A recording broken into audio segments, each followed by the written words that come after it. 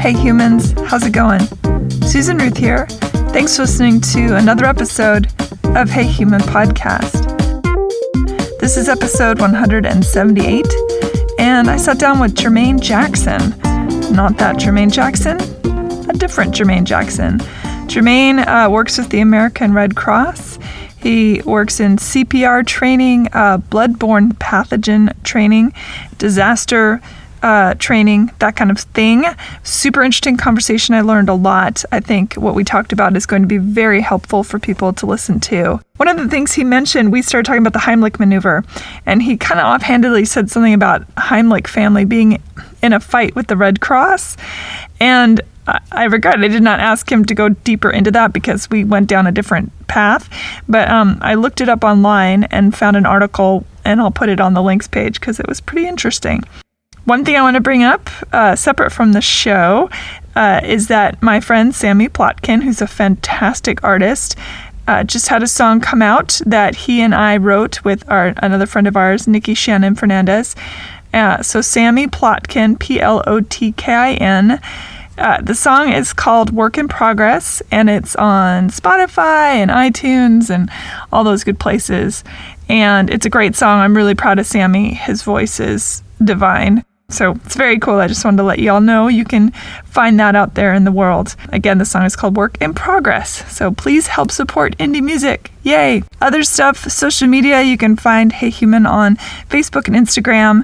I try and find fun and cool and different articles to put on those things. The Instagram I use mainly to talk about the show and also interesting people throughout history that I write about on there. Well, technically, I get the copy from other places, but I always credit where I get it from. But check that out because it's pretty interesting stuff, I think, that I have found out there in the world. Susan Ruthism is the other place to find my social media on Twitter, Instagram, and Facebook. Okay, and then you can go to susanruth.com if you want to know more about me personally. Rate and review Hey Human Podcast on iTunes, and check out the Hey Human Podcast website. The links page where I curate a lot of information that is discussed in every episode. You'll also find the Amazon portal on there on the front page. You can click on the Amazon portal, shop Amazon as normal, and it helps support Hey Human, which is really cool. If there is a person you think I should talk to or an interesting topic or whatnot, or you just want to say hi, email me, susan@heyhumanpodcast.com. I'd love to get your emails. And I think that's about it. So let's get into this. Thank you for listening. And here we go. Jermaine Jackson, thank you for being on Hey Human. Thank you for having me on Hey Human. How many times? Podcast. Thank you. Thank you so much. How many times have people said something about your name as you've grown up? Let's say daily. Yeah. Twice a day, at least. Really? At least. It's going to be so annoying. I know. Oh. It goes both ways. Either people say to me, either it's annoying or like, oh, you got the coolest name on earth. Yeah. And I always say, no, I don't. Yeah. It comes with some history, that's for sure. Exactly. Yeah. If it was Bo Jackson, that might be cool. Ooh, or I like Bo Jackson. Samuel L. Jackson. That might be cool. A great one as well. Jermaine there are Jackson. plenty of good Jacksons to make up for the bads, I suppose. I guess, yeah. Every time they do something crazy, I got to hear about it, though. Yeah. And it's like, people think like, it's me, like, hey, Jermaine, I saw that you did this, or you're on Big Brother, or you said, I'm like, no, it wasn't me. But people just always grasping jokes. They're just trying to be funny. Now, I will say once, this is crazy. This recently, like crazy, just one recent crazy thing. All the stuff happened with Michael Jackson with the documentaries and all that stuff, right? Literally go to a store, check something out, show them my ID. Lady looks me right in my face and says, oh, your brother's a child molester. Right to my face. And I was like, okay, so what do I come back with that? Oh my gosh, that's a bold move on her part. Also, move. Not you. So exactly, not me, unless I got some good work done and I'm 40 years younger. No kidding. Yeah, because Jermaine's up there, right? Yeah, I guess it gotta be in late 60s. Yeah, gotta be. Yeah. Yeah, So. Crazy. Anyway. Yeah, it's crazy, yeah. So we met in a random way, and when you told me that you do stuff for the Red Cross, that intrigued me. So I'm really excited to hear all about it. Yes. So your official capacity with the Red Cross is? My official capacity with the Red Cross is health specialist. And what does that mean? And so basically, health specialist entitles basically CPR, first aid, that aspect of things, AED, but I go out to places and certify them in CPR, first aid, AED. What's AED? AED stands for Automated External Defibrillator. Oh. And everybody's seen one before. That's where you put a pass on the person's chest. And you go, clear! Exactly. Yeah. So everybody's seen one before. But, so that's just a brief overview. Now that embraces basic levels. So let's say, I don't know, someone that works at a grocery store, to like medical professionals, like paramedics, EMT. So it's different levels. So you teach all the way up through? I teach all the way through, because it's interesting. Certain companies have to be certified, and there's places that the average person just wouldn't even think of that have to be certified, that you wouldn't think. Like, for instance, a tattoo parlor. Oh. Not often they see people pass out. That makes sense. Frequently, yeah. So that's one. Let's see, another place. Wedding planners. A lot of people pass out getting married. So they have to be certified on. Yeah, somebody has to be like certified there. So certain places that you really wouldn't think about, like, oh, and then when you do think about it, like, oh yeah, a lot of people do pass out at weddings. Yeah. My best friend, somebody passed out. Yeah. Really? Yeah.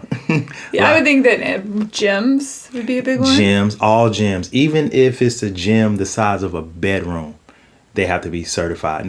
And they have to have, a lot of people don't know this, they have to have a AED, the automated external defibrillator, because a lot of people, if someone were to faint at a gym, it's a high likelihood that they could be cardiac related. So that's why all gyms, regardless of how big they are, private gyms, they have to have an AED. It's gotta be scary to be the person standing over the person that is now passed out, and to know whether or not you should, because can you hurt somebody by using a defibrillator if they don't need it? Yes, that's a yes, no question. The new defibrillators are totally automated, so there's no way that could happen. So let's say if you were a commonplace that, let's just say you were in an airport and you saw a defibrillator, you took it off and said, oh, I'm going to put this on myself, and then it's going to say analyzing heart rhythm, no shock advised, because it's checking you internally. Okay. As it was, Thank goodness for that. Mm-hmm. So, so I do from the basic classes to the more advanced classes. So depending on the level that person needs. Now, when you start talking about paramedics, EMTs, they need a more advanced, training. When I say advanced training, so the basic care, you have like citizen CPR. So citizen CPR is just a basic free CPR. You can take it online. Also, if you go to airports now, I know a few airports have them. I think they might have it at LAX. I know they have it in Detroit. There's an actual machine. I don't know if you've seen it. It just says try CPR, and it's like this little sponge type thing. And they said just push down, and it beeps and lets you know if you're going deep enough. And that's just citizen CPR. So let's say the random Joe passes out. Average person doesn't know what to do if somebody passes out. I always like to say, if you think about it, let's say if you went to a store and you got 100 people, or a gas station, and said, hey, if somebody were to pass out, would you know what to do? Out of 100 people, how many people you think know what to do? 2.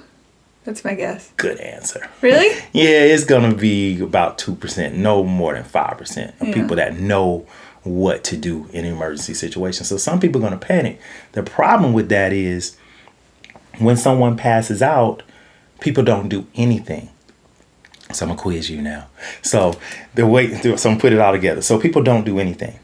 If someone were to pass out and they're not breathing, how long does it take for a person roughly to start to get brain damage, you think? I'm going to go with brain damage. Mm-hmm. Beginning, like maybe 15 seconds. That's my guess. No, I think you can hold your breath that long. I promise. I can? Yeah, oh, okay. 30 seconds. Minute and a half. I'm just You see spitballing. what I know is now. No, I have no idea. You get like, let's say, not even professional swimmers, just say a high school swimmer.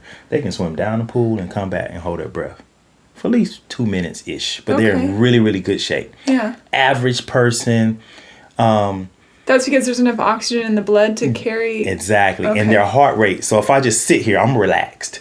And I just hold my breath. Hopefully I can get 30 seconds. But if I'm in a traumatic situation, my heart is boom, boom, boom, boom, boom, boom, boom, boom, beating really fast. Yeah. So therefore, I'm going to use up oxygen faster. So you got about 2.5, 3 minutes before you start to get brain damage. I had a teacher over at Second City, and he, in order for us to get awake from after class, Tim, he had us hold our breath for as long as we could. He was timing it, I think, if I remember right. But our eyes were bulging out. It seemed to go on forever. He's like, keep going, we're like, no. What was I the was record? shocked how long. I don't even know, but it seemed, I think he said a minute. I think we did it for a minute. Yeah. And I just thought, I'm going to die right here in Second City. I always say, he's have a football coach. He has good dimples, so it'd be a good last thing to see before you die. But yeah, I was like, wow, I can't believe I held my breath that long. Yeah, you can. But when you start creeping up about 2-ish minutes, no, we got a problem. You've passed out by then, first of all, because like you said, you got to a minute, you was like, hold up, this is not good right now. So even if you're in decent shape, you relax and everything, about a minute, you're going to kind of feel some kind of way, like you're losing oxygen. You'll pass out. But hold that thought, too. You don't have brain damage at that point. So now let's stretch that to 2 minutes, 2.5 minutes. Ooh, we got a problem. Now I'm going to add something on to that. So we have a person that's laying there, right? And we know 2.5 minutes, brain damage possible. We're not doing anything, but we panic. So we do call 911. How long is it going to take 911 on average to show up? All right, am I a white person or a black person? We're in the middle of the road neighborhood, so no extreme on either side. Depends on what hood you in. Yeah, exactly. Am I 3 to 5 minutes is my guess. That's fast. Is that? Fast. Yeah, probably the fastest EMT is going to show up is like 5. Okay. Average probably U.S. response time, they want to get between 7 and 10 minutes. Okay. Fast is really 5, and that means that the fire department EMTs are right up the street, and I call directly to them. Yeah. We'll talk about that in a little bit. Now, when you start talking about 911, it depends. If you do call 911, who shows up first? Firefighter. Exactly. Every It's usually time. not the police. Yeah. Yeah, firefighters are the first. They're the Marines of the. Yeah, exactly. They go into battle first. In the community. Yeah. Now the interesting thing is too, if you do have a fire station close to you, call them first directly because skip the middleman, which would be the operator. Yeah. At that point. That's good information to have. Yeah, stuff like that. Know your local area. Fire. Yeah. Yeah. And Station. We'll get more into that about disasters a little bit later. Knowing your local area. Yeah. But so we have our person laying here, right? We don't know what to do because, like we said, the average person doesn't know what to do. I panic. I do call 911. The fastest they probably gonna show up is 5 minutes. We just said brain damage is at 3. Exactly. Yeah, 3-ish. So once we get to 5 minutes, we're in a bad situation. Does it make a difference of the overall health of the individual if I'm obese or have a drug problem, or any alcohol, all that kind of stuff? Exactly. All that stuff plays into factor. We're saying that person is like, well, let's pretend we're saying that this person's healthy. Yeah. A healthy person. Right. Average response time is going to be closer to 7-ish minutes. By the time 7 to 10 minutes, irreversible brain damage. So I have to do something. So rewinding back to what we were talking about to begin with, the thing at the airport is citizen CPR. Well, I'm just going to give chest compressions. That, stay alive, stay alive. Exactly. Just don't sing another one bites the dust. You got the same beat. Same beat, yeah. That might not be good. But is that true then, that Office episode, that is the correct? That is correct. That's a great episode too. I hear about that all the time in class. Yeah. So that is true. That is the beat. That will keep you on pace. Okay. But so how do you know how hard to push if you've never done it before? That's a good question. So the little thing at the airport, it does kind of let you know if you're going deep enough. But here's the interesting thing: if you've never done it before, that can be scary, obviously, for a lot of people, because here's the thing. You do want to go about 2 inches deep on somebody's chest. So you start thinking about, Ribs. in your head, Yeah. 2 inches, my chest is not really meant to go down that far. So that's going to be a problem. So here's the thing that a lot of people don't know. Anytime you give CPR, there's a high likelihood that you're going to crack the cartilage or break a rib. So that's kind of... So just be okay with it. Just be okay with that. Better that than a dead brain. Exactly. Or because if you're pushing to like, oh, I really don't want to hurt this person, you're not doing it right. You might as well not do anything. Now, so why it's better is to go it too that hard. instead of just breathing into them? Because that's a good point too. I'm the person, I see this person laying here, I don't know them. Sure. CPR consists of compressions and breaths. That's the perfect scenario, compressions and breaths. But John Doe passes out in the grocery store and I'm like, ooh, I don't feel comfortable giving breaths to you. Now I got a question for you now. So when I give breaths to somebody, I should see the chest do what? Oh, expand. It should expand. Sure, yeah. But here's the thing. We kind of panic and you breathe into that person. Some of the air is going to pass the lungs and go into the stomach. Guess what's going to happen just about anytime you breathe into somebody? Vomit. Yeah. Whee! Yeah. That's a fun thing to get in your mouth. Yeah. Unless you're into that exactly. kind of thing. Unless you like that. That's a whole nother podcast. That certainly is. But that's part of it. Disease transmission. And it's not a pretty situation when a person goes through a traumatic situation also. If you get sick with the flu or whatever, the first thing a person's going to do is probably want to vomit. So if you pass out due to a traumatic situation, if you have anything in your stomach, you're probably going to vomit. That's why you want to put people on their sides, or? If they do vomit, then roll them to their side. But then I got to sweep it out, and then I got to continue giving breaths to that person. But most people don't have a breathing barrier with them. A what? A breathing barrier. So yeah. in first aid kits, they have like this little breathing barrier that you put over the person's face because the high likelihood of them vomiting.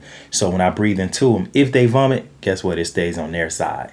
But without that, you probably won't feel comfortable. Sure. So it's enough to do breath. the compression without the It's breathing? enough to just to do the compression. So because the thing is, going back to calling 911, EMTs showing up, I panic, I do nothing, I wait for them to show up, it's too late. Because here's the thing, when someone passes out, right before they passed out, they were breathing. So they got some oxygen in them. So I just need to circulate that. Just do that. Just do that. And you just keep doing it until somebody shows up. Until somebody shows up. So call 911 fast as possible, though. Is there any kind of pressure idea in your head? Do you know, like the ooh, staying alive? That's the pace. Yeah. So is there any, like, pushing down on your sandwich after you put cheese on it? That's and a you good want to point. smush it out, or whatever. What could I come up with? You know what? I hadn't thought about it. Like, what would be an example of... Because we really don't push down on much. I don't have a good answer for that. Okay. It's just that roughly, and most people don't know what 2 inches is, but you want to kind of go 2 inches. It's further than you think. Sure. If I would say about your pinky. About the depth of your pinky. Yeah. So if you push Depending it, on it's how big not your hands going, are, obviously. Yeah, that's true. You might have a Shaquille O'Neal pinky. That's like 8 inches. Yeah. But yeah, so it's more of a feel. And here's another interesting thing. So we want to keep that depth the same for any adult, but adult comes in different sizes, right? So we consider an adult roughly, if you're over 55 pounds, you consider to be an adult. Oh, but the size matters because if you're smaller, obviously it's easier to compress that person's chest to 2 inches. If they're bigger, I got to put a little bit more pressure. So you see what I mean? How it'll fluctuate. Sure. But is there any danger of piercing anything if you break a rib while you're doing it? Good point. So there is if you do it incorrectly. So if you would reach like in the center of your chest, you have your sternum, right? Mm-hmm. If you come off to the side of your sternum, either direction, left or right, then I'm right on top of what? Heart or a lung? No, well, what's protecting my heart is my ribs. Yeah, your rib cage. My rib cage. So if I come off to the side, I'm pushing right into the ribs. Not good. Don't do that. Because I'm going to push the ribs into that person. Yeah. And then I'm going to puncture their lungs. I can puncture their lungs then. But if I'm on the sternum compresses the whole chest. The whole chest. Now, I can still crack the ribs, but it won't push into that person. It's just kind of float. So keep on that sternum. And keep you can on the feel sternum. where that is on a person. Right in the center of the chest. It's weird if you do it to yourself. Everybody, unless you're driving, do it to yourself. it doesn't feel like it would move at all, no, right? It's like, no, that ain't budging. It's like, I'm not going anywhere. I'm good. But like, take another way is the armpit and then come straight across. You got to put you right in the right spot, right in the center of the chest. Interesting. Yeah. So I'm pushing straight down. So yeah, if you're doing it correctly, it's a high likelihood that you're probably going to crack cartilage or break a rib. But don't worry about that, because we all know a lot of people have broken bones. We can heal up from that. 6 weeks, you all right. Hard to heal from brain damage. Exactly. Yeah. Now going back to what we was talking about here, person's laying there, I'll at least give compressions. Now, the perfect scenario, that's if I don't know them. Perfect scenario is still compressions and breaths. Because at one point, it was this whole thing, and on they had commercials. CPR is compressions only. No, if you know this person, you care about this person. Going back to that standard time that EMTs are going to show up, you preferably want to give compressions and breaths. And is it breathe, push, push, push? So it'd be 30 compressions back to back, and then 2 breaths. 30 compressions, 2 breaths. Now the reason the breaths work, because here's the biggest myth I think with CPR is that people think, oh yeah, I'm gonna learn CPR and learn how to bring a person back. And it's like, time out, that's not happening. That's TV when they jump up and like, oh, thank you for those compressions, I appreciate that. Like, no, because the heart is actually what? It stopped. So you don't start the heart back by giving CPR. You're just oxygenating the body. Exactly. I'm circulating the blood because I'm squeezing down on the chest, like you were saying, and I'm circulating the blood and I'm breathing into that person. Because what happens is when you breathe in, you don't use all of your oxygen. So you breathe out enough to put into someone else. Doesn't give them too much CO2 or anything? No. Because, all the extra, your body, kind of like when we breathe in regular air, we breathe in some of everything. Yeah. Especially out here in LA. Yeah. But what your body doesn't need, you breathe, it comes back out. And you don't use all of your oxygen. So I breathe out in plenty of oxygen to breathe into somebody else. That's a really good point, though. I think that people think that when you're doing the compressions, that's what's starting the heart, but it has nothing to do with that. Nothing to do with it. I think that's a really important thing to know. Which takes us back to the AED, the automated external defibrillator. External meaning like I have these external pads that I'm going to put on this person, boom, and I'm going to shock them. Because some people have pacemakers and stuff, and so that'll be internally, it's going to do it automatically there. But my best case scenario for someone who I know about, I care about, to give them time until EMS arrives so they don't have any brain damage, even if it takes them 15 out of class today, 30 minutes to show up, that's a long time. But if I'm doing CPR this whole time, they don't have brain damage. So I'm just trying to give you a chance when someone else shows up, because they can shock the person, they can use adrenaline, they can use pacemaker, they can do a lot of things to try to bring that person back. Now the likelihood is really slim when it's that much time, but what if the airway is blocked? How do they take care of that? So there's different ways of the airway being blocked. The tongue, right? From the tongue. Hence, when I give the breaths, I have to do what with the head? I have to tilt the person's head back, because when you tilt the person's head back, it gets the tongue out of the way. And if you think about it, when a person leans back, their mouth naturally does what? It opens. So, which gets everybody just did that. I know everybody just did that. You tilt your head back. Yeah, the person's mouth opens. And that clears the tongue out of the way. Or you put mascara on them, because hands down, you put on mascara, your mouth will open. That's the other option when you're doing CPR. Just put mascara on the victim and their mouth will open right open. Right up.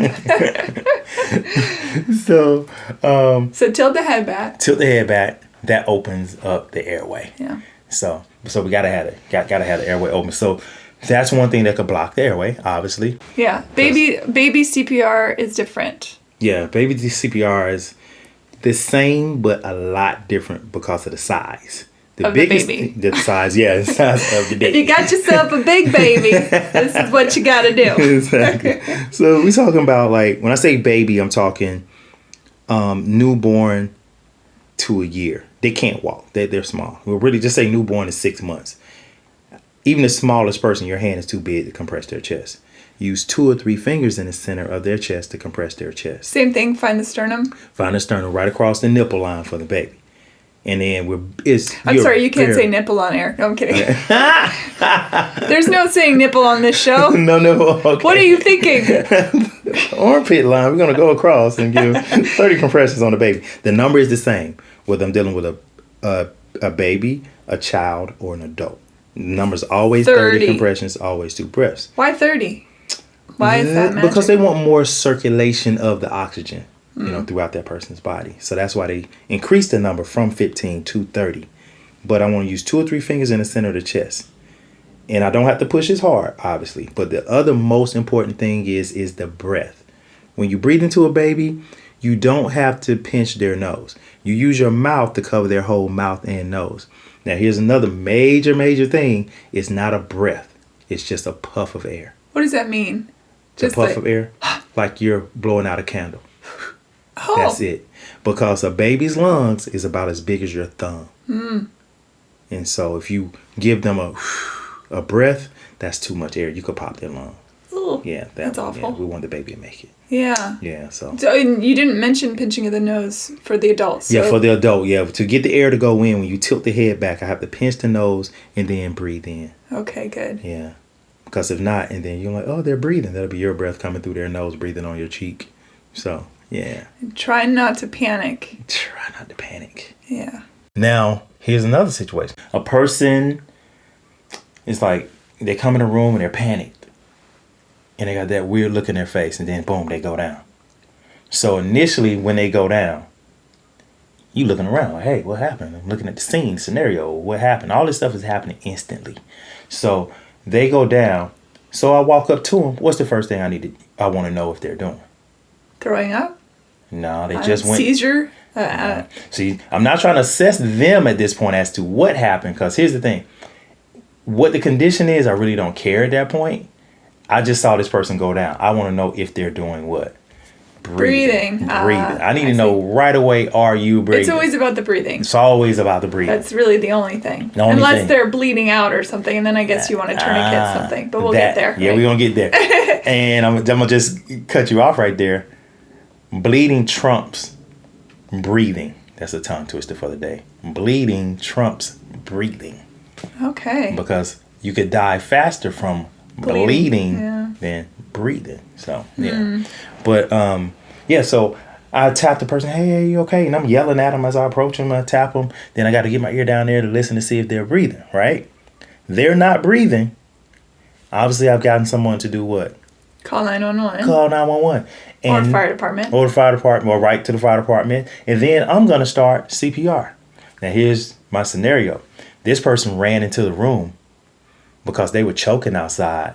And they came in here to let us know I'm choking, putting their hand around their neck, but they passed out. So we didn't know that. So going back to when you was talking about the airway being blocked. So their airway's blocked. That's why they passed out. So I'm still going to do the same procedure as far as calling 911, listening for breathing, nothing, start CPR. And the reason for that is because if they have an object that's blocking their airway and then I compress their chest, guess what's that going to do to the object? Force it out? Gonna force it out. And if they just passed out, then that person can probably start back breathing. So there's different ways. But the Heimlich is down lower, right? Now, I was just about to add that. Now, that's if they're unconscious and choking, the airway's blocked. If I'm sitting at the table eating something, that's a totally different procedure, which is the abdominal thrust. Which we call it abdominal thrust, because Mr. Heimlich, he don't like for you to use that unless you pay him. but we call it the abdominal thrust. But everybody's seen it. Everybody knows what it's called. You come around a person. You found your belly button, or if you're your neighbor, whatever you want to call it. Your hand goes pretty much right at it, but a little bit above. And then just squeeze a little bit. That's the spot. Yeah. And the reason I say that, find your belly button, because if you come up higher and squeeze, you lose your leverage. You're not going to get it out. You'll break that person's ribs, but you won't get it out. Yeah. Because the whole point of a conscious choking person is to I'm knocking the wind out the person. And if you come high up in that person's chest, you lose your leverage and you won't be able to get that object out. So the lower you are, the better. Yeah. And so you just thrust up. You just thrust up in a J motion. Thrust up in a J motion. Thrust up in a J motion. Yeah. And right. Get out. And it's quick. It's more of a quick thrust than a hard thrust. Don't do that. Yeah. Just kind of a quick upwards thrust. Yeah. But that brings me to special situations with choking. I'm going to ask you a question. What if someone is choking, a woman is choking and she's pregnant? Oh, goodness. I have no idea. No idea. So what you would do with that situation, 2 things you can do. You put your arm across her chest, get her to lean over, and since she's kind of in your arm, hit her in the back. Back blows. Also, if she's standing up, you can get behind her, come all the way up to the center of her chest and squeeze inwards that way. Going back to what I was doing earlier. Making a vibration to try and dislodge it. Yeah, I would squeeze it because really what I'm doing, you hear the air coming out because I'm squeezing that person's lungs and pushing air up.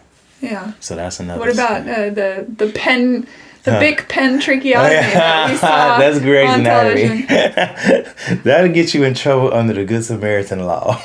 What's the Good Samaritan law? Now, the Good Samaritan law, anytime you give care to somebody, regardless of the scene, regardless of the situation, you're not held liable for any bodily injury or death in that scenario in which you're helping somebody. Because let's backtrack to what we were talking about. If you give CPR, it's a high likelihood what's going to happen with the chest. Break some stuff.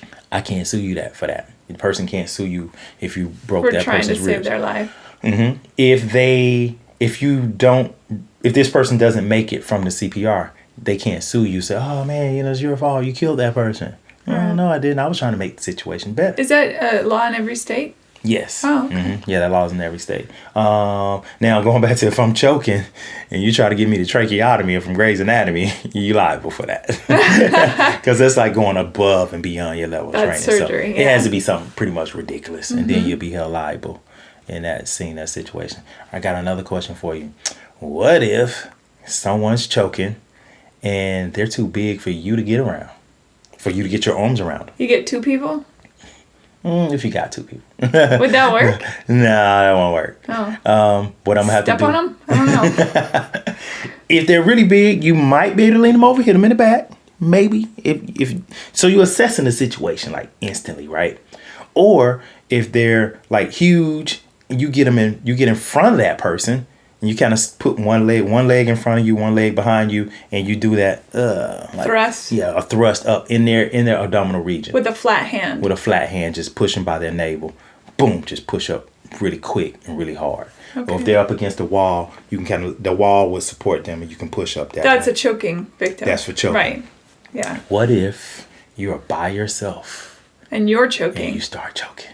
I've heard that you can kind of thrust into yourself. I don't know if that's true. Or throw yourself over a chair or something. Yeah, there you got it. Yeah. A chair, countertop, tabletop, whatever you have available. Yeah. Yeah, do that. I think that's I think of all like emergency situations, first aid situations, I would say that's the biggest thing to share with other people.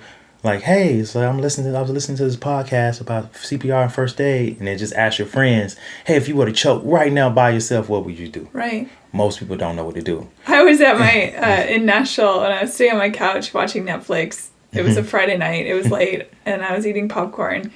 And I started choking on the popcorn. And I thought, this is how a single bitch dies. Right here. Right here, right now. They're going to find my body. They're going to just be like, oh, sad. How did you get it out? What happened? I did a series of really strong. I didn't use my hand. I just kept going really hard. Yeah. And it popped back out. You still had somewhat of an airway to kick it out. Yeah. It's scary though, But right? it is scary. Yeah, It's like, scary to choke when you're by yourself. You're like, I'm dying right now. That sucks. It's like, it's been a good one. That wasn't my plan. Yeah, Wish I had shaved my legs. But yeah, it's the easiest thing. A lot of people don't know that. But I think the big thing with all of this, like I was saying, most people don't know what to do is the fear factor. Panic, yeah. The panic factor that kicks in if something were to happen, even if it happens to you, like I say, the choking. Like, okay, let me calm down. I know I'm choking. Let me fall over this countertop, tabletop. Basically, I'm doing the abdominal thrust on myself. Yeah. Boom, not going to win. Even if you have to get your own hands and do it yourself real quick. Get it out because you have to. Because we're not relying on someone else to show up because most likely that might not happen. I know that when I've had trouble, like if I've swallowed water down the wrong thing and you start coughing like a maniac, that when I lift my arms up above my head, that helps a lot. And same with if I run, if I'm feeling winded, I lift my arms up above my head for some reason. And I don't know if that's all in my head. Is that a real thing? Now the choking, you always hear it. You hear that. I hear it a lot in class. Like, oh, raise your hands up if you're choking. That's basically you raising your hand and letting everybody know something's wrong with you. Because it won't make the choking part better. Okay. Someone actually has to come by and get that object out for you and do the thrust for you. That's how you get it out. But running, that's a whole nother thing. My background is athletics. Oh. And yeah, that does open up your lungs, and you do get more oxygen that way. Lifting your arms? Yeah. Okay. If you put your arms above your head or just on your hips, it expands your lung. You get more air capacity that way. Yeah. Interesting. Yeah. Let's talk tourniquets. Tourniquets. Only if it's life-threatening bleeding from an artery. And your major arteries are where? There's one in the neck. Yep. There's the femoral and the leg. Inner portion of the leg. It's kind of inside the thigh. Inside the thigh, going all the way down. Yep. Where else? Two more. There's two more. Okay. I assume so I know there's the one in the neck. I know there's the one there. And then, under the armpit? Yep. Under the armpit, all the way to the elbow. Okay. Yep. There, and Spider-Man. And your wrist. The wrist. Which is why the suicide, they slice there. Exactly. And if you hit a major artery, you can roughly bleed to death. Depending on how your heartbeat is. Exactly. Yeah. And if you cut yourself, your heartbeat is definitely going to be what? Faster. It's going to be really, really fast. So you probably going to... If you know how to be a Buddhist and maintain relaxation, because the slower your heart rate, the slower the pumping of the blood. Exactly. And so if your heart rate is most likely going to be high, but you got about 2 minutes ish. Yeah. How much blood does a human need to lose before they are gone? And exsanguinate, is that the word? Yeah. Can't believe I picked that out of somewhere. You just pulled that out. Don't know where that came from. But insanguinate. It's sanguinate, right? Insanguinate. Yeah. But, sounds like a really delicious drink that I would get in Brazil or something. What about a liter? You start getting, and it happens fast. A liter is all it takes to lose. And it's a lot of blood. How many pints are in a liter? I don't actually know that. Never get into math. You got. I know. Yeah. I think, do we have 9 pints of blood in our body? Something like that. Something like that. Yeah. But yeah. Is that true no matter what? Fast. No, whoever you are, you have the same, pretty much, give or take, maybe a half a pint to a pint. Everybody's got that much, or does it depend on your size? It depends on size. Oh, okay. Yeah, it depends on size. Yeah. Okay. It definitely depends on your size. I always wondered that. Yeah. Yeah. Shaq got a little bit more blood than we do. That's true on a lot of levels, really. Exactly. A lot of levels. The size matters. But tourniquets only if it's life-threatening. And I think the biggest mistake, you can't tourniquet right where I injured it. So I got to come up a little bit toward the heart and then tight as you can get it. Tight as you can get it. Find a stick or something. And that needs to be something that's more flexible. Sometimes get a belt. Well, if I get a belt, I got to pull it and I got to hold it. That's going to be tough. And it's going to catch your skin and stuff like that. So that's a little tricky. You need more of a tie. Like grab a stick off a tree, maybe a shoelace, something like that. Yes. People have shoelaces still? No, do people have shoelaces? I don't have any shoelaces on right now. But like a shoelace, a string, a cord, something like that to tie it. Something that I can put a stick in there and then twist it. Mm-hmm. You could do, if you're out in the woods, you could look for a vine and a stick or, Be resourceful. Yeah. Bleeding is at the top of the list as far as... death. As far as death. And you think about it, a lot of the situations we've been having in the U.S. now, with the mass shootings and stuff like that, when it is at a public place and there are EMTs already there, like the Boston Marathon, Vegas, more people survive because there are more people that know what to do in that situation. Because if I have a bad bleeding injury where I did cut my wrist, my arm, or whatever, you put a tourniquet on there, I can make it because I'm not going to bleed out. So if it is 20, 30, 40 minutes until I get to the hospital, I hadn't bled out. So I'm just buying time for that person. Because all of this stuff we're talking about is about buying time until I get you to the next person. that can fix you. That can fix you. Yep. I got to buy you some time till you can keep you alive into the next person. And we're talking about the most simplistic of scenarios. Yes. Because you teach that, but then go into way deeper stuff like natural disasters and war stuff too, or no, just more or less the natural disasters. When you start talking about people responding to natural disasters or being in an area where a natural disaster has happened, the biggest thing that starts to get people really fast is water. Obviously, what you need, water, we all know that. But disease transmission. Because every time you're watching TV and you're seeing, recently we had the thing down in the Bahamas, and it seems like every year something happens. But you see flooding, even if it's not a hurricane. It's been raining and such for a long time, for a couple of days, and it's a lot of 5 people just died in Houston. Oh, from the one that just now, that just happened. Yep, yeah. Exactly, from the floods, and it'll sneak up on you. But the thing is, when an area floods, it floods from the bottom up, meaning the sewer up. So when you see a flooded area, that's not a sanitary area. You see people walking in that water, that is not sanitary water. Yeah, I don't think people... Yeah. Well, there's that. There's also down power lines into water, which is electricity. Safety is huge. Yeah. Exactly. And if they're in there, they think, I'm in my boat, but the bottom of your boat's metal.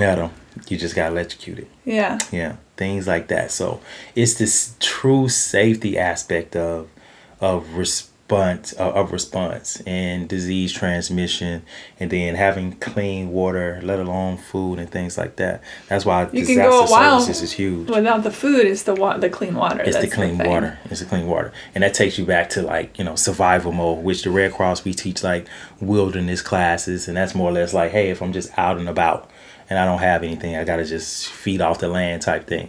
But that could be the same scenario if you're in a disaster, even if it's a community setting. I gotta say, one of the greatest classes I took in high school, it was taught by a former Marine. I can't remember his name. He was a great teacher. And it was wilderness survival class. Yeah. And I learned so much in that class and about how to get fresh water when there really isn't. No fresh, how to it's major. Yeah, how to turn things like a stick and a blade of grass into something. How to find help or get reflective materials in places where nature doesn't seem there. It's out there. It's there. Yeah. Mm-hmm. And that was for anyone listening, I highly recommend a class like that. As besides a CPR life-saving class, taking that survival class is really helpful. It really is, because here's the thing: regardless of where you are in the country, we are in LA. It's something. It's either gonna be fire, hurricanes, tornadoes, tsunamis. I guess we could have those. Yeah, we could. I don't think we have any of those. But there's a couple. There's a couple places where you see the signs for tsunami warning. I mean, New York, Seattle. Yeah. Even in Florida. Yeah, out here on the West Coast also. Mm-hmm. So you have those things. But another big thing too, when you start thinking about disasters and things like that, which can happen anywhere, any community, things like that, is knowing where your disaster pods are. And a lot of people don't know where their disaster pods are in their community. Like PODS? Yes. Disaster pods. What is this? So, it's an interesting thing. Everybody's probably passed by one, just didn't even know what it was. Didn't even think about it. So let's say here in LA, if an earthquake would have happened, or places where there are tornadoes. Usually they're at like schools, churches, where else? Like parks. You'll just randomly see, like, it looks like the back half of an 18-wheeler is just sitting there. Well, if you look at it on it, it'll say emergency response. Interesting. Yeah. That I think about it, I have seen those around. And in there, guess what we have? Water, perishable goods, those stuff that you eat that lasts for like 10 years. Mm-hmm. It might not be the best, but I might need to eat that. Calorie. Yeah, I just need to get the calories, but mainly the water and, just kind of like supplies for if there was a natural disaster. That pod make it, because it's just basically just sitting there. It gets shaken up a little bit, but I have supplies in there. So you want to know where the closest one to you is. But who has the key? That's a whole nother question. I mean, somebody in the area does have it. Yeah. Hopefully that person. I hope they don't I never die. thought about that. Yeah, hopefully that person makes it. Hopefully there's more than one person with that. Yeah, it probably is. Yeah, but those pods are there for the community, your local community. But and that's another thing too. I mean, before you toss out your old pair of sneakers that are trash beyond recognition, maybe think for a second, throw them under your bed. Because in the middle of the night, if there's a disaster of some kind and you don't go to bed with your shoes on, no. And they may be in your closet. You may be a Mr. Rogers type or whatever, that if you have just even something to keep your feet from getting cut up is going to be huge. Yep, huge. I always say keep that old pair of shoes. Always throw them in the trunk before you throw them away. Because you might have something in the house where I'm going to be able to put it on real quick, but you're in the car and you have on your fancy shoes. Ladies have on their sexy shoes, but you don't have a pair of sneakers. And some men, no judgment. Yeah, exactly. Your flats, your guys, we call them the click clacks. Yeah. You walking, you clacking down the street. But yeah, that's not a comfortable shoe. Always keep a pair of tennis shoes in the car. Yeah. Because you never know. And some basic, just smart medical, basic supplies. Mm-hmm. I think I even have one of those shiny blankets in my car. Oh, do you to keep you warm? Yeah, I have one of those. Mm-hmm. I have a wool blanket. I have a shiny blanket. I have those pills that makes water drinkable. Oh, really? See, I don't even have that. Yeah. Oh, I didn't hang out with you then. I'm not. I was just thinking if there's a disaster, I want you somewhere nearby for sure. I always tell people, if you want to pass out next to my car. I got you. Yeah. I got you. I'm going to shock you and everything. So have you yourself been to a bunch of disaster areas?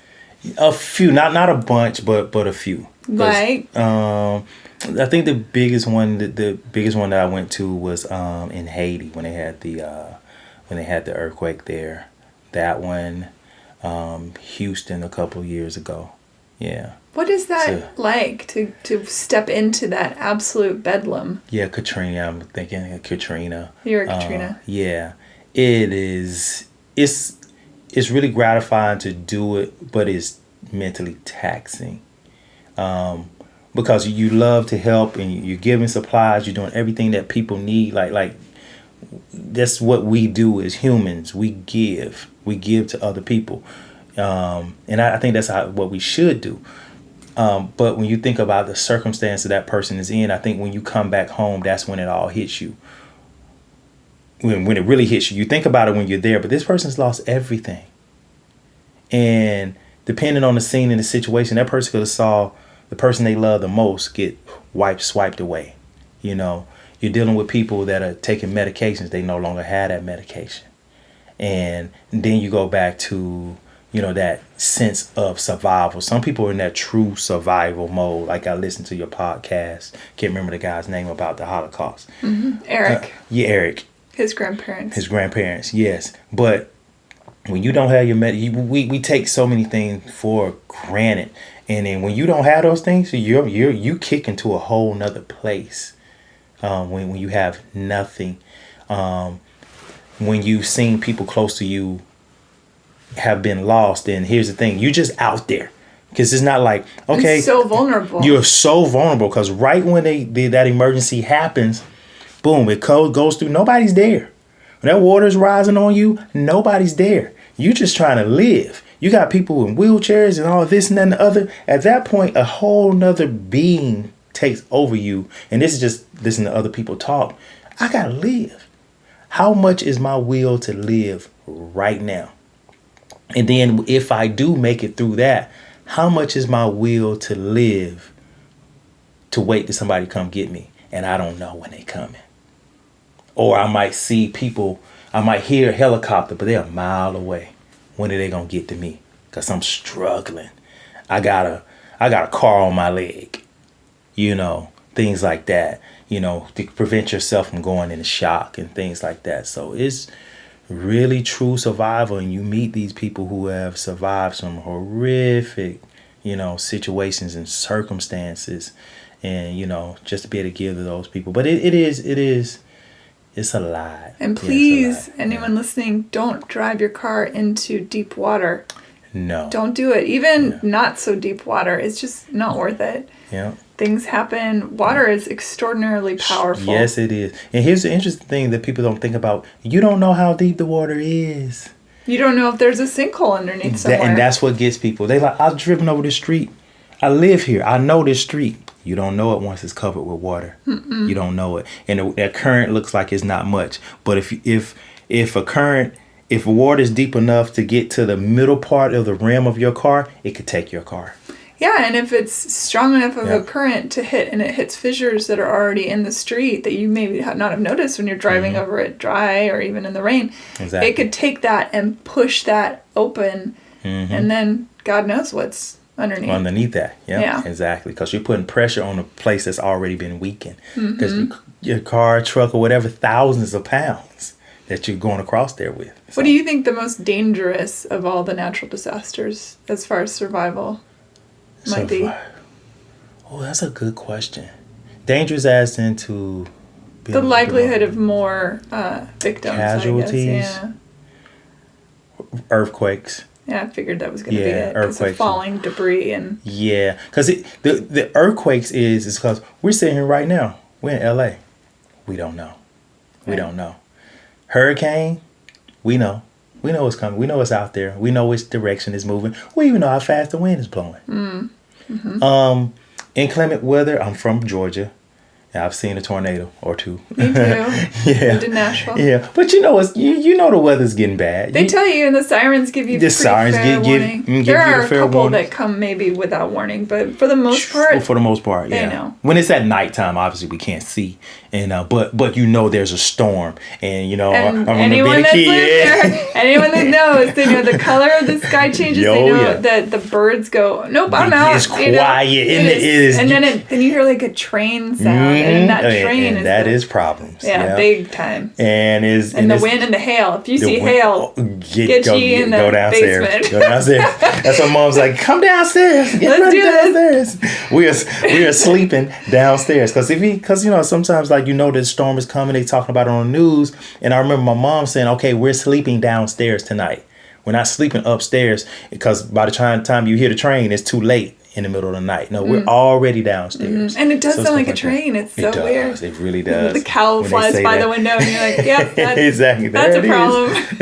Then I'm in the Wizard of Oz. I'm looking for the goal to click my heels 3 times. Yeah, the earthquake thing is crazy too because it also can cause those other problems. The water problem and Yeah, it can cause you're dealing with gases. You're dealing with fires. Yeah, like we just recently had the one. I can't remember. It's November a year ago, the big one, or which? You mean the one? Oh, it's about 2 months ago. Yeah, right? that one. That one. Did that cause a fire? Oh yeah, tons of fires because it breaks the gas mains. Oh yeah. And that was a really bad earthquake. It's just that it happened in 7 point something. Yeah, that's so strong earthquake, but. It was kind of far out where the density of people, it wasn't that dense with people. But the people who were there, they still recovering from that. Yeah. I don't think people realize that going from 7 to 7.1 is an exponential growth. It's not a teeny tiny step. Yes. And they had 2 back to back. Yeah. And I felt both of them. I felt the second one. And we're 100 miles away. I was just finished working out and I was sitting in my car getting ready to turn on the engine. And the car started going back and forth and making this. I thought the car was making the noise, and I turned it off, and I was still moving back. I'm in an earthquake because I've been in them before, growing up in Washington State. Gotcha. And I looked out the window at the tree right above me, and ascertained whether or not I thought it looked strong enough to not fall in the car, and decided that I maybe was safer just to stay. It's hard to tell with an earthquake. It's hard, especially in the car. The second one, I was in the car. And I was at a stoplight, and I was like, why does the car feel like I'm on a motorcycle right now? It's like bouncing. And I'm like, and then just right then and there, well, hold on, let me backtrack. Maybe 30 seconds before that, I'm listening to the radio, and the guy was like, I think we're having an earthquake right now. Everything is shaking. And I'm just listening to the radio. And then that's when my car started shaking. Yeah. Maybe 30 seconds after that. As it's moving along. Yeah. No, I was at a red light. No, I mean as the earthquake's moving along. Yeah, exactly. Yeah, the earthquake, it ripples because everybody's not going to feel it instantly at the same time. Exactly. And I was like, okay, the rollers here we are are. So wacky. I've been in shakers and rollers now, and the rollers are really wild. You see, I don't even know the difference. I've been in LA like 8 years, and one time it just feels, I hate it when it happens at night because it feels like somebody just kicked my bed. I'm like, who in here? Like, what's happening? Like, nobody's here but me. Why is somebody kicking my bed? Yeah, I have a lot of art up, but in my room over my bed, nothing. There will be nothing to fall on me. Thank you very much. Exactly. Other than the ceiling itself, I guess. Look out for yourself. Yeah. But yeah, that's part of it. But earthquakes are the worst when it comes to disasters. Being prepared for that. Like even the simple things like you just mentioned. Not having any art over me. Yeah. But it's crazy when you see this is my knife collection I have over my bed. Isn't it lovely? Exactly. People do that. No, you can't do that. You got to be prepared. And being prepared if you're out and about and that happens. Hence, having just a pair of tennis shoes in the car. A roller bandage. Or gauze. Because here's the thing, too. Guess what? Those cell phones, things are not going to work when that stuff happens. You're going to have to, all right, I am here. Where do I need to get to? How far am I away from home? Or should I just post up right here? You know. And sometimes that's safer too, to not move. Going back to the title of your podcast, being a human, you know. And how to help others around you. And how to help others. That's what I mean by that, yeah. And how to help others. It's like, okay, we're regardless of finances or anything, this just happened. We're all here together right now. If it's random people, I'm on a 405 in traffic, we're all in this right now. We got to help each other. That's the great equalizer. That's the great equalizer. It truly is. For sure. It truly is. What is one story that you have from your experiences, something that really sticks out of something you've come upon? Just in all around, a story. Or maybe in Haiti, just because that was such a horrifying event. Yeah. I think it was more probably like Katrina. I think it was being at a facility like kind of outside of where the dome was, and just how people just came together, and like, cause it's like you always say like, oh, nobody cares about anybody, but we really do when things happen. And we're all in this situation together where you have, I think the thing there was, and it happens, I think, in any disaster where you have people, they live through this. They're going to just experience the most traumatic thing that could ever happen, seeing people pass away. But yet they're like, hey, what can I do for it to help you guys as volunteers? Like, I don't have nothing. And I'm looking at them like, they're like, I don't have nothing. So at least I can help the people in my community. I've seen that happen too. When Nashville had its flood. And I remember in down in the Bahamas, they're like, we're Bohemians. Like, we're together. Like, we helping each other. But it's a smaller island too, so they are a more close knit community. Everybody knows everybody. It's like being in a small town, kind of, even though it's a nice sized island. But there's families and people know each other. So yeah, I think that's the biggest thing. As an instructor. And then as you personally, because I imagine seeing a lot of what you've seen, it takes its toll on the psyche. So how do you yourself deal with that personally? And then how do you prepare other people to deal with that for what they're going to see? They're going to see. It's interesting. Like it's just talking about it is kind of preparedness, but you never know how you're going to respond in an emergency situation. Even me as an instructor, I know what to do if someone passes out or faints or whatever, or EMT or paramedic. But you can't say, oh yeah, I'm 100% going to do this. It might catch you in the wrong state of mind and you freeze. That's why EMTs, paramedics, people like that, policemen, they're in teams just in case you panic, just in case you don't do anything. Now, for me, I do stand-up comedy. So I always take myself kind of out of that situation. I look at the light that people truly have. My personality is upbeat and happy and things like that. I love to laugh. So yeah, comedy is my thing. When are you going to be performing? Doing stand-up. For people, or how they might follow you. How about that? You can follow me at Jermaine Comedy on Instagram. Jermaine Comedy on Instagram, and I post my show. And you're an actor. Yes, I am an actor. You sent me your IMDb and my hair blew back. I couldn't believe all this stuff. I kind of left that out, huh? Yeah, talk about that a little bit. Oh man, so Wow. Well, where do I start with the acting? I did study theater at Georgia Southern University. That's my alma mater. Played football there too. Huh? Had a scholarship. I was pretty good. But I was going to say, what part did you play? What position did you play? I was a cornerback. Yeah, okay. I was a cornerback. Cornerback. Yeah, I was a cornerback at Georgia Southern. My best friend Ellen, who's really into football, just laughed because she knows I have no idea what that means. What that means. She's listening and she just went, you don't know what that is. I'm like, I really don't. But you did ask me what position. That was good enough. Yeah, so I started taking theater at Georgia Southern University, and I liked it. I really liked, the whole theater thing. But I never was saying to myself, I'm going to become an actor. So, make a long story short, I end up, that was in college. Then I went back home and I started working in the hospital, doing cardiac rehab. And then I started working then I got out of that and moved and started doing the Red Cross, the more preventative side of cardiac emergencies. And then I got an opportunity to transfer my job from Atlanta to LA. Then you move out to LA and then you start meeting people and everybody's an actor. And I'm like, I can do that too. So that's kind of how it started. You've done a lot. Yeah, I've been fortunate. Yeah, it's I've great. been fortunate. Do you have an agent and stuff? Yeah, I have an agent. That's cool. I have an agent and I have a manager. And then even with the comedy, people are like, how you get started in comedy?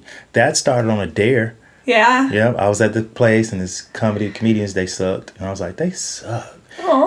And then my friend was like, you can't get up there and do it. I feel like it's such a brave thing. I go and watch at Second City. I go and watch the stand-up there. Yeah. And I think it's so brave. And it's neat to go, because the same people a lot of times will do the open mic. And it's been really fun to watch some of them really grow. Yeah, the progression. Yeah. And I've been trying to get up the guts to do it myself. You just got to grab it. Yeah, I've written out a ton of, See? I got more than enough for that 3 minutes. I'm going to have to meet you there and put you on the spot. I know. It's so brave. I'm like, next coming to the stage is Susan. Right after there. I remember one of the questions that I wanted to ask you, health-wise. Why do heart attacks in women present differently than heart attacks in men? Ooh. Do you know the answer to that? That's a real good question. I do not know the answer. I'm going to have to look that up. Yeah. It's weird that, we have the same functions and things. That's true. I think it has, you know what, I would be guessing. Yeah. But I think we need it has to find to do with that hormones and stuff, yeah. Yeah. Because I know men, more classic signs. The left arm thing. The chest. Yeah. Trouble breathing. Yeah. All of that stuff. And women more neck, the jaw, the back. Yeah. It's interesting. Now it can go both ways. Sure. But just in general, that's a good question. Yeah, we got research to do. We will. We'll confirm. We'll do it. Well, okay. So, do you post always on the Jermaine Comedy on your Instagram for people to find your comedy show when you're doing it? I do. Okay. Yeah. Name some movies that they can find you into. And I'll put a list on Hey Human Podcast on the links page. But do you have a favorite that you were like, yeah, I did that? Quarantine. Because people like scary movies. Yeah. And I don't like scary movies. I've never seen the whole movie. In a really? minute. Yeah, exactly. I think it'd be so much fun to do scary movies. I remember reading the script at home. I had booked a part on reading the script. And somebody knocked on my door, and I just threw the script. Like, oh no! That's how scary I am. That's how bad it is. And they probably had no idea that the person that they picked to be in the movie could actually help them with the quarantine. Yeah, that's true. That's true.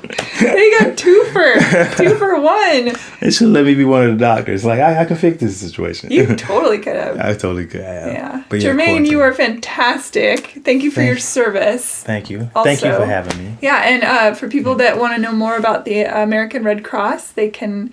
AmericanRedCross.org. That's O-R-G. O-R-G. As just an simple organization. As that. Yeah. Take a class, to volunteer, disaster services, everything is there. Yeah. RedCross.org. It's important. Be a volunteer, definitely. Yeah. Take care of each other and, Be a human. Be human. Woo! Except for you aliens and alien hybrids. Thanks for listening, everybody. Bye! Rate and review Hey Human on iTunes. Thanks for listening, everybody.